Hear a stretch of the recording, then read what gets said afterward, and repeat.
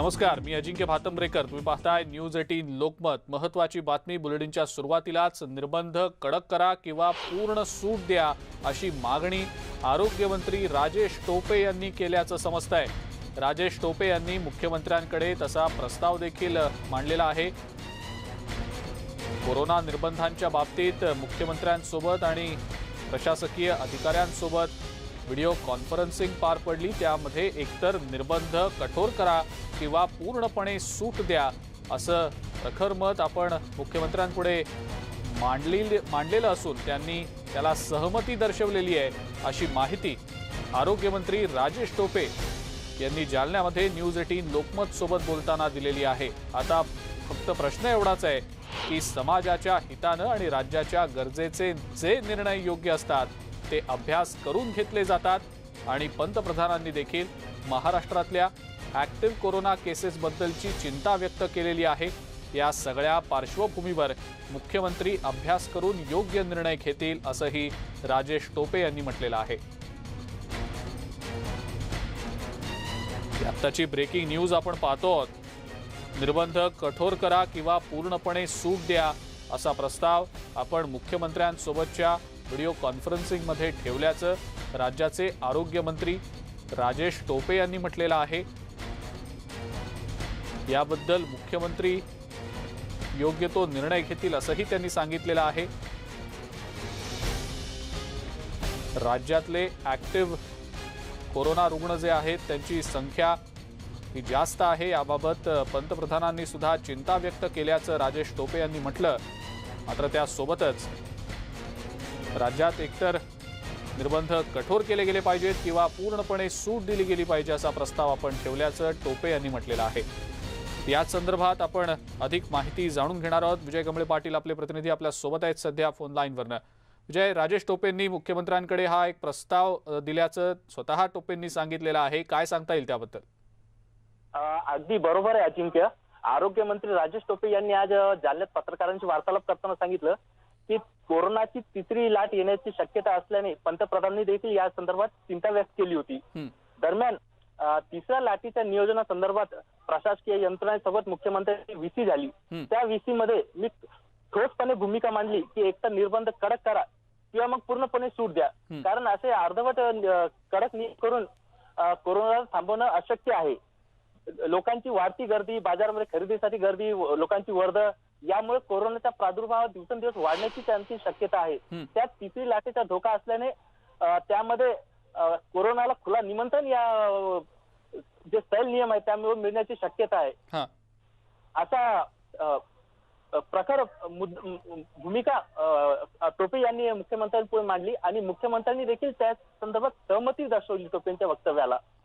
दरम्यान केंद्राकडून मोठ्या प्रमाणावर लसीचा डिमांड करण्यात आली असून त्या संदर्भात नवनियुक्त आरोग्य मंत्री आहेत त्यांना स्वतः भेटून जास्तीत जास्त वॅक्सिन कशी मिळेल यासाठी प्रयत्न करणार असल्याचे टोपे यावेळी म्हणाले. अजिंक्य. बरं विजय, पण या सगळ्यामध्ये ज्या वेळेला राजेश टोपेंनी हे मत व्यक्त केलं, हा प्रस्ताव मुख्यमंत्र्यांसमोर मांडला, मुख्यमंत्र्यांची यावर नेमकी काय प्रतिक्रिया होती त्याबद्दल त्यांनी काही सांगितलं का?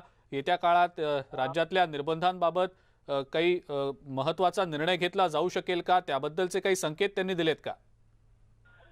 जी अजिंक्य, राजेश टोपे यांनी ज्यावेळेस हा प्रस्ताव मुख्यमंत्र्यांपुढे मांडला, मुख्यमंत्र्यांनी देखील टोपे यांच्या प्रस्तावाची सहमती दर्शवली.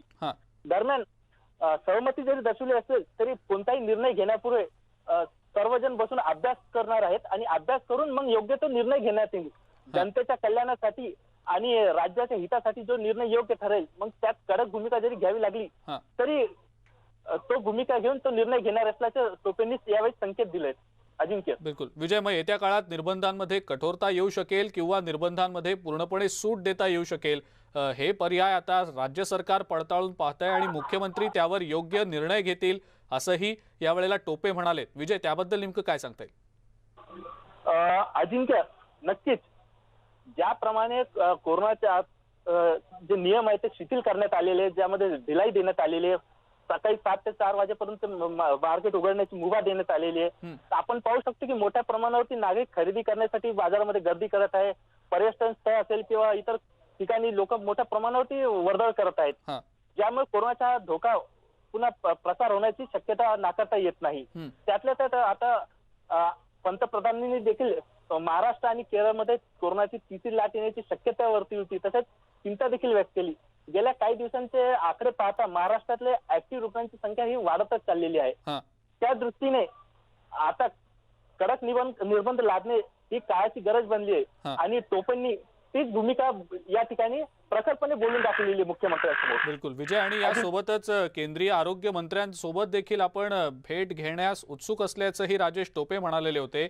त्याबद्दल नेमकं काय सांगता येईल? कारण लसीकरणाचा मुद्दा असेल किंवा राज्यातल्या वाढणाऱ्या ऍक्टिव्ह केसेस असतील, याबद्दल आपण आरोग्य मंत्र्यांशी देखील भेटू शकतो असं ते म्हणाले. त्याबद्दल नेमकं काय सांगता येईल? जी अजिंक्य, आरोग्यमंत्री टोपेंचं म्हणणं आहे की कोरोनामध्ये प्रतिबंधक हाच एकमेव उपाय आहे आणि त्यासाठी एक तर कोरोनाचे नियम पाळणे, मास्क असेल, सॅनिटायझर असेल किंवा सोशल डिस्टन्सिंग पाळणे, हे तिन्ही नियम असेल. हे तिन्ही नियम पाळण्या व्यतिरिक्त जर आणखीन एक जो उपाय आहे तो आहे वॅक्सिनेशन, लसीकरणाचा.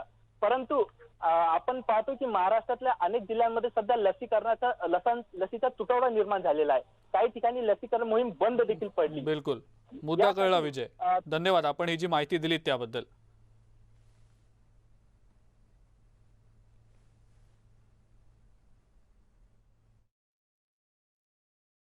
निर्बंधाच्या बाबतीत आत्ताच माननीय मुख्यमंत्र्यांबरोबर झालेल्या आमच्या ज्या काही VC आहे सर्व प्रशासनाच्या बरोबर, सर्व कलेक्टर्स, कमिशनर सगळे असतात त्या VCमध्ये, मी स्वतः हा मुद्दा अतिशय प्रकर्षाने मांडला की एक तर निर्बंध व्यवस्थित कडक ठेवले पाहिजेत, नाहीतर मग आपल्याला सूटच दिली पाहिजे. मग यांना अशा पद्धतीनं आपण हे करणंही योग्य नाही राहणार आणि ते माननीय मुख्यमंत्र्यांनाही मान्य आहे. त्यामुळे प्रश्न एवढाच आहे आता की आपल्याला जे समाजाच्या हिताचं आहे, राज्याच्या साठी गरजेचं आहे, ते निर्णय अभ्यास करून घ्यावे लागतात. पुढची बातमी बघूया. ही बातमी मुंबई महानगरपालिकेतल्या घोटाळ्यासंदर्भातली आहे. मुंबई महानगरपालिकेत कर्मचारीच घोटाळा करत असल्याचं उघड झालंय. कोरोना काळात शिपाई आणि चतुर्थ श्रेणीतले पालिकेतले कर्मचारीच पालिकेचे कंत्राटदार देखील बनलेत. हे दोन्ही कर्मचारी एकाच वॉर्डमध्ये काम करतायत आणि घोटाळ्याची पद्धत सुद्धा एकसारखीच असल्याचं समोर आलेलं आहे. या कर्मचाऱ्यांनी आपल्या पत्नींच्या नावानं कंपनी उघडून आपल्या वॉर्डची कंत्राटं मिळवलेली आहेत. कोट्यवधींची कामं या पालिकेतल्या कर्मचाऱ्यांनी कंत्राटदार म्हणून मिळवलेली आहेत. या घोटाळ्याची पद्धत सुद्धा समान आहे. पत्नीच्या नावे कंपन्या उघडून आपल्याच वॉर्डमधली कंत्राटं या दोन्ही कर्मचाऱ्यांनी मिळवल्याचं माहिती अधिकारातून उघडकीला आलेलं आहे. याच माहिती अधिकार कार्यकर्ते संतोष दौंडकर यांच्याशी आमचे प्रतिनिधी अजित मांढरे यांनी या संदर्भातली केलेली ही बातचीत पाहूया. संतोषजी, आपण जो RTI केलेला आहे, सुरुवातीला काय RTI केला होता, म्हणजे निदान लोकांना कळेल की नेमका प्रश्न काय आहे आणि कुठे हा सगळा घोटाळा झाला आहे? असं आहे की आपल्याला सगळ्यांना माहिती आहे की पुऱ्या जगभरात, पुऱ्या देशभरात करोनाचं महासंकट आलं, महामारी आली आणि या सगळ्या संकटात लॉकडाऊन करून जी आज गरीब लोकांवरची जी हाल झाली, या हालात लोकांकडे पैसे नव्हते आणि या सगळ्या गोष्टी होत असताना शासन म्हणते की आम्ही कोट्यवधी खर्च करतोय, महापालिका म्हणते की आम्ही कोट्यवधी खर्च आहे. खरंच ते खर्च करत होती, अशातला भाग नाही खर्च, पण हा खर्च, हा कोविड सेंटर बनवण्याचा खर्च किंवा हा जो खर्च आहे, आपण विचार करा, मी एका वॉर्डात फक्त एक RTI टाकला आणि RTIमध्ये माहिती मागवली की बाबा किती नदी खर्च झाला. तर त्या तुम्ही काय माहिती काय मागवली होती आणि तुम्हाला शंका कशी आली? माहिती अधिकारात आम्ही हीच माहिती मागवली होती की कोविडमध्ये जे वॉर्डने जो निधी खर्च केलेला आहे त्या निधीबाबतची संपूर्ण माहिती, कोणत्या कॉन्ट्रॅक्टरना काय कामं दिली याबाबतची संपूर्ण माहिती आम्हाला देण्यात यावी. त्या अनुषंगाने मला संपूर्ण सॉफ्ट कॉपी मला मिळाली. त्या सॉफ्ट कॉपीचं जेव्हा मी अवलोकन केलं की सातत्याने एकच कंपनी दिसते, सातत्याने ती दुसरी कंपनी दिसते, म्हणजे या दोन कंपनी व्यतिरिक्त कुठल्याच कंपनी नाही आहे. मग जेव्हा आम्हाला संशय व्यक्त झाला की नाही, आपण या कंपन्या कोण, हे चालणारे कोण, त्याची जेव्हा आम्ही शहानिशा केली CPDमधून, तेव्हा असं दिसून आलं की या कंपनीचे जे मालक आहेत, त्या ज्या महिला आहेत, त्या महिला त्याच वॉर्डमधील कर्मचाऱ्यांच्या महिला आहेत आणि या महिलांच्या कंपन्या 24 वॉर्डात कुठेही नाही, फक्त D वॉर्डमध्ये. मग आम्हाला संशय कुठेतरी व्यक्त झाला. त्या बाबतीत आम्ही आणखीन सखोल चौकशी केली. जिथे रजिस्ट्रेशन करतात CPDमध्ये, त्या CPDमधनं माहिती मिळाली. त्या माहितीमध्ये आणखीन अशी माहिती मिळाली, यांच्या नोटिंग फाईल घेतल्या. त्या नोटिंग फाईलमध्ये यांची जी बिलं होती त्या बिलांवरती क्लिअर कट त्यांच्या पत्नीचे नंबर होते. जर कंपनी पत्नीची असेल तर पती नंबर कसा देईल? म्हणजे जो ऑपरेट करत होता तो त्यांचा पती होता आणि हे 2 शिपाई, या 2 म्हणजे शिपायांचं तुम्हाला जे म्हणायचं आहे की महापालिकेचे 2 कर्मचारी आहेत आणि पैसे लाटण्याकरता किंवा आवाच्या सव्वा दर लावून मोठा भ्रष्टाचार करण्याकरता हे सगळं मिळून महापालिकेच्या अधिकाऱ्यांनी कर्मचाऱ्यांनी केलेलं आहे. नक्कीच, कारण ज्या वेळेला सर्व माहिती प्राप्त झाल्यानंतर हे 2 शिपाई यांची एवढी शैक्षणिक पात्रता नाही की एवढा मोठा भ्रष्टाचार करतील. ह्याच्यामध्ये नक्कीच त्यांचे अधिकारी आहेत, ज्या अधिकाऱ्यांनी यांना लालच देऊन यांच्या पत्नीच्या नावे कंपनी करण्यासाठी फोर्स केला असेल आणि त्यांना लालच दिली असणार आणि त्या लालचीपोटी ते गेले, कारण ते कर्मचारी आहेत, त्यांना बॉसगिरीच्या समोर चालतात नाही आणि 2 पैशाची आशा नसली घेऊन या लोकांनी कंपन्या उघडल्या आणि अधिकाऱ्यांच्या संगनमताने त्याच्यामध्ये पैसे, आता ह्या कंपन्यांनी खरोखर त्या वस्तू आणल्या की नाही आल्यात ह्याच्यात पण शंका निर्माण होते, कारण करोना काळात ऑडिट होत नव्हतं. तर आता करोना काळात या सगळ्या गोष्टींचं ऑडिट करणं न करणं, महापालिकेला किती स्टाफ कमी असणं, या सगळ्या अडीअडचणी असतात स्टाफच्या, परंतु आज जर हा भ्रष्टाचार निघाला आहे तर याचं ऑडिट होणं गरजेचं असतं. पण तुमच्या मतानुसार हा किती मोठा घोटाळा असू शकतो? नक्कीच, माझी तर मागणीच आहे की हा भ्रष्टाचार जर एक कंपनी 1.5 सव्वा कोटी आणि दुसरी 7 जर नियम असा सांगतो की 25 लाखाच्या वरती जर कुठच्या प्रकारचा भ्रष्टाचाराचा मुद्दा असेल तर तो आर्थिक गुन्हे शाखेने इंटरफिअर केलं पाहिजे किंवा अँटी करप्शन मार्फत ही चौकशी झाली पाहिजे आणि आमची मागणी आहे. परंतु हा महापालिकेचा प्रशासकीय भाग असल्यामुळे कदाचित ते देणार नाहीत तिकडे. पण माझी साहेबांना रिक्वेस्ट आहे की यांनी या सगळ्या बँकिंग ऑडिट आणि या सगळ्या गोष्टी घेऊन याच्यावरती आर्थिक गुन्हे शाखा किंवा अँटी करप्शनची इन्क्वायरी बसवणं गरजेचं आहे. आणि मी यासाठी महापालिकेचे महापौर आणि त्या डी विभागातील सगळ्या नगरसेवकांना विनंती करतो की कृपया करून जनतेचा पैसा हा एवढा वाया घालू नका, त्याचं ऑडिट आणि त्याची इन्क्वायरी होणं गरजेचं आहे. व्हिडिओ जर्नलिस्ट नवनाथ कोंडेकरसह अजित मांढरे, न्यूज 18 लोकमत, मुंबई. महानगरपालिकामध्ये एक नियम आहे की महानगरपालिका कर्मचारी, त्याचे नातेवाईक, त्याचे कोणीही नातेवाईक कमर्शियल ॲक्टिव्हिटीमध्ये भाग घेऊ शकत नाही. BMCमध्ये कमर्शियल ॲक्टिव्हिटीमध्ये भाग घेऊ शकत नाही. या जे ॲक्टच्या पूर्णपणे उल्लंघन केलेलं आहे त्यासाठी माझ्या मागणी आहे आणि मी मागणी केलेलं आहे की त्याला सस्पेंड करण्यासाठी ताबडतोब डिसमिस करायला पाहिजे. त्यांनी ॲक्टच्या उल्लंघन केलेलं आहे. पुढची बातमी आहे नाशिककरांच्या चिंतेत भर घालणारी. नाशिककरांना येत्या आठवड्याभरात पाणी कपातीच्या संकटाला तोंड द्यावं लागण्याची शक्यता निर्माण झालेली आहे. कारण नाशिक शहराला पाणी पुरवठा करणाऱ्या गंगापूर धरणाच्या पाणलोट क्षेत्रात पावसानं दडी मारल्यानं नाशिक महापालिकेला जलसंपदा विभागानं पत्र लिहून पाणी काटकसरीनं वापरावं अशा सूचना केलेल्या आहेत.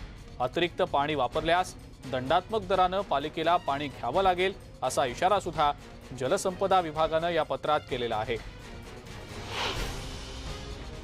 आणि याच विषयी पाटबंधारे विभागाचे कार्यकारी अभियंता सागर शिंदे यांच्याशी बातचीत केली आहे आमचे प्रतिनिधी लक्ष्मण घाटोळ यांनी. सर, नेमकं आपल्या विभागाने महानगरपालिकेशी पत्रव्यवहार केलाय, नेमकं त्या पत्रात आपण काय म्हटलंय, का असं उल्लेख करावा अशी गरज का पडली? गंगापूर धरण साधारणतः 5.6 MCS आहे. सध्या पाणलोट क्षेत्रामध्ये पाऊस नसल्या कारणामुळे आपल्याला आता सध्या गंगापूर धरणामध्ये 1.9 TMC पाणी आहे. मागच्या वर्षी साधारणतः 9-10 जुलैचा जर विचार केला तर साधारणतः आपल्याकडे 2.7 TMC पाणी होतं. म्हणजे आता आपण 800-900 MCFTचा शॉर्टफॉल आहे. त्यामुळे एक अलार्मिंग सिच्युएशन म्हणा किंवा एक प्रिकॉशनरी मेजर्स म्हणा, त्यामुळे आम्ही NMCला असं पत्र दिलेलं आहे की सध्या पाणलोट क्षेत्रात पाऊस कमी आहे, जे काय 1.9 TMC पाणी आहे त्याचा आपण काटकसरीनं योजनाबद्ध वापर करा. सर, खरं तर गेल्या वर्षी हे धरणामध्ये किती पाणी होतं, त्या तुलनेमध्ये आता सध्या किती तुटवडा निर्माण झाला आहे आणि काय अपेक्षित आहे आपल्याला, पाऊस कधीपर्यंत पडेल आणि या संदर्भातलं काही नियोजन वेगळं? गेल्या वर्षी आपल्याला मी मगाशी बोललो तसं 2.7 TMC पाणी होतं, आता 1.9 TMC पाणी आहे. म्हणजे साधारणतः 800-900 MCFT पाणी कमी आहे. साधारणतः पावसाचा जर पॅटर्न बघितला तर साधारणतः मागच्या वर्षी पण साधारणतः एक 15 जुलैनंतरच मान्सून सेट झाला होता. तर एक प्रिकॉशनरी मेजर्स म्हणून आम्ही NMCला सांगितलेलं आहे 1.9 TMC जे काय पाणी आहे उपलब्ध राईटनं त्याचा आपण एक योजनाबद्ध प्लॅनिंगप्रमाणे वापर करावा. सर, गंगापूर धरणाचा एकूण पाण्याचा कोटा किती आहे आणि त्यामध्ये महानगरपालिकेचं आरक्षण किती आहे आणि त्यांच्या जितकं आरक्षण आहे त्यापेक्षा अधिक पाण्याचा वापर त्यांनी केला आहे का, किंवा त्यांच्या आरक्षणाचा जेवढा कोटा आहे तो संपला आहे का? गंगापूर धरणामध्ये जी कॅपॅसिटी आहे ती 5.6 TMC आहे. त्यातलं 3.5 TMC पाणी नगरपालिकेसाठी आरक्षित आहे. आता जे का मागचं सिंचन वर्ष होतं ते आता हे 30 जूनला संपलेलं आहे. नवीन सिंचन वर्ष 1 जुलैपासून चालू झालेलं आहे. जो का आरक्षणपेक्षा जास्त पाणी वापर होतो त्यावरती आपण जे काय MWRAचे जे काय गाईडलाईन्स आहेत त्यामुळे आपण ती दंडनीय आकारणी करतो. पण आता सध्या जो विषय आपला महत्त्वाचा आहे की सध्या धरणामध्ये पाणीसाठा कमी आहे. जो का पाणीसाठा आहे तो तुम्ही काटकसरीनं प्लॅनिंगप्रमाणे वापरावा. हेमंत बागुलसह लक्ष्मण घाटोळ, न्यूज 18 लोकमत, नाशिक. बातमी आणि बरंच काही मध्ये वेळ झाली एका ब्रेकची. बघत रहा न्यूज 18 लोकमत.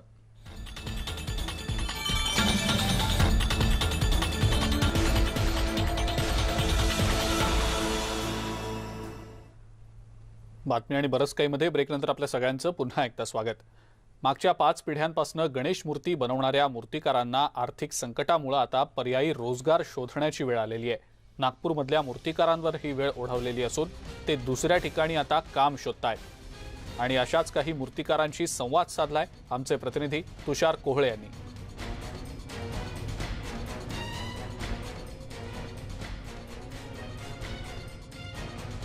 आजपासून बरोबर 2 महिन्याने गणेश उत्सव सुरू होणार आहे. हे 2 महिने म्हणजे गणेश उत्सव सुरू होण्याच्या आधीचे 2 महिने हे मूर्तिकारांसाठी अत्यंत महत्त्वाचे असतात. या काळामध्ये मूर्तिकारांची प्रचंड लगबग असते. मात्र सध्या जर का तुम्ही नागपूरच्या या चितारवडीमधलं हे जर दृश्य बघितलं तर आपण बघू शकतो की प्रचंड शांतता पाहायला मिळते. कारण की या आधीच्या परिस्थितीमध्ये हे दृश्य नव्हतं. कारण की या काळामध्ये म्हणजे गणेश उत्सव सुरू होण्याच्या 2 महिन्याआधी मूर्तिकारांची प्रचंड लगबग असायची. त्यांचे कारागीर मोठ्या संख्येने इथे मूर्त्या तयार करत असायचे. कारण की मोठ्या मंडळाच्या मूर्त्या असेल, घरगुती मूर्त्या असेल, या सर्व मूर्त्या वेळेत बनवून द्यायचं मोठं काम किंवा मोठी कसरत या मूर्तिकारांना करावी लागत होती. मात्र कोविडमुळे मागच्या 2 वर्षामध्ये हे पूर्ण दृश्य बदललेलं आहे. अनेक अशा इथल्या चितारवडीमधले अनेक कुटुंब आहे जे मग त्यांच्या 5-5 पिढ्या या मूर्तिकार म्हणून काम करतात. मात्र कोविडनंतर या लोकांना दुसरा व्यवसाय शोधण्याची वेळ आली. इतकंच नाही तर त्यांच्या व्यवसायावर देखील मोठा परिणाम झालेला आहे. आपल्यासोबत हे इंगळे कुटुंब आहे. म्हणजे मागच्या 5 पिढ्यापासून हे मूर्त्या तयार करण्याचं काम करतात. मात्र मागच्या 2 वर्षापासून या कुटुंबावरच्या व्यवसायावर देखील प्रचंड परिणाम झालेला आहे. महत्त्वाचा विषय हा आहे की जर का तुम्ही बघितलं तर एकंदरीतच हे जे दृश्य आपल्याला पाहायला मिळतात या सगळ्या छोट्या घरगुती मूर्त्या आहे. कारण की मोठ्या जे गणेश मंडळ आहे हे सर्वतः यावर्षी त्यांना परवानगी न मिळाली. मागच्या वर्षी पण नाही मिळाली आणि यावर्षी पण ती परवानगी मिळण्याची शक्यता खूप कमी आहे. त्यामुळे आतापर्यंत एकही मोठ्या गणेश मंडळाचे ऑर्डर यांना आलेले नाही. जिथे नागपूरमध्ये साधारण 7,000 ते 8,000 मोठे गणेश मंडळ आहे, या सर्वांचे ऑर्डर याच चितारवडीमध्ये यायचे. मात्र इथल्या जर का तुम्ही मूर्तिकारांना विचारलं तर त्यांनी सांगितलं की कोणालाही मोठ्या मूर्त्यांचे ऑर्डर आलेले नाही. आपल्यासोबत केदार इंगडे, आपण त्याला विचारूया. हा 5व्या पिढीतला कलाकार आहे जो मूर्त्या बनवण्याचं काम करतो. केदार, मला एक सांग की साधारण मागच्या 2 वर्षापासून तुमच्या या संपूर्ण व्यवसायावर कसा परिणाम झाला? मी 5व्या-4थी पिढीपासून ह्या व्यवसायात आहे. तर मागील 2 वर्षामध्ये कोरोनामुळे ह्या धंद्यावर जो प्रभाव झाला तो असा झाला की जसं मूर्त्यांची विक्री कमी झाली आणि जे गर्दी न करण्याचा जो सरकारचा निर्णय होता त्यामुळे त्याचं पालन करण्याच्या याच्यामध्ये लोक चितारवडीत गिरायकाची कमी झाली. त्याच्यामुळे जो सेल आहे तो 75% कमी झाला. आणि मोठ्या मूर्त्या बंद, म्हणजे त्यांची हाईट जी त्यांनी ठरवली 4 फुटाच्या वरती मोठ्या मूर्त्या नाही, त्यामुळे भरपूरसे मंडळही बंद झालेत. तर त्यांनी लहान मूर्त्या जसं जिथे मूर्त्या अवेलेबल आहेत जे त्यांना जवळ पडते आता ते पर्याय शोधायला लागले. त्याच्यामुळे आता जे ठराविक आमचे गिराईक आहात जे वर्षानुवर्ष आमच्याकडून मूर्त्या घेत आहेत त्यांचे फक्त आमच्याकडे ऑर्डर असतात आणि बाकी जे 50% तर ऑर्डर आता कमीच झालेले आहे. आणि त्यांची जसं हाईट आहे, पहिले जे त्यांची हाईट 3 ते 4 फूट 5 फूट अशी राहत होती त्यांची आता 2 फूटवर आल्याने तर म्हणजे आमची जी इन्कम आहे त्याच्यावरही पूर्ण प्रभाव पडला. इन्कम पूर्ण कमी, म्हणजे अर्ध्याच्याही जवळपास आली आहे. व्हिडिओ जर्नलिस्ट प्रशांत मोहितेसह तुषार कोळे, न्यूज 18 लोकमत, नागपूर. आणि या सगळ्या महत्त्वाच्या बातम्यांसोबतच बातमी आणि बरंच काही मध्ये वेळ झाली इथंच थांबण्याची. ताज्या बातम्या आणि अपडेट्ससाठी बघत राहा फक्त न्यूज 18 लोकमत.